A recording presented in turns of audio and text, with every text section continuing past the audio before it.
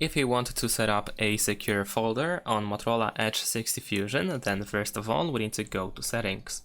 In the settings, scroll down until you find security and privacy. Now over here we're gonna scroll down again in order to go to more security settings. And finally over here, if you scroll down, you should be able to find secure folder. Over here press continue, press this arrow on the right side, and we need to log into our Google account, so we can select our Google account and press OK, then unlock your device. And soon after that we should have access to the secure folder. First we need to also set up the password for our secure folder, so in my case I'm gonna use a simple PIN code. We need to enter it twice in order to confirm our password that we wish to use for this private folder.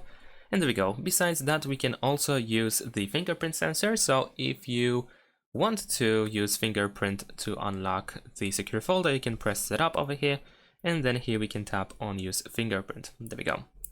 Now this is our secure folder. Of course you also have the option to change the timeout. However, I think we don't have to do this right now. You can find some of the settings by tapping on these three lines in the top left corner, so be sure to check them out. And now we can add apps to our secure folder, and this is how it works. We can either press this plus over here in the bottom right corner, and we can choose add apps in order to choose apps from the list of apps that we already have installed. However, you can also install apps separately from the apps that we have outside of the secure folder, meaning that we can tap over here on this Play Store icon in order to download something that we don't have on our phone yet, so that you can have an app in the secure folder but not outside of it. So let's say we're gonna choose, I don't know, something like Discord. So if I press install over here, then once it is installed I will find it only in the secure folder over here, but not outside of it.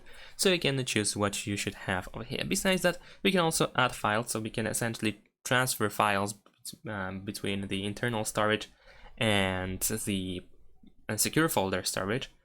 And that's about it. Everything that you have over here in the secure folder is separate from everything that you have outside of the secure folder, even accounts.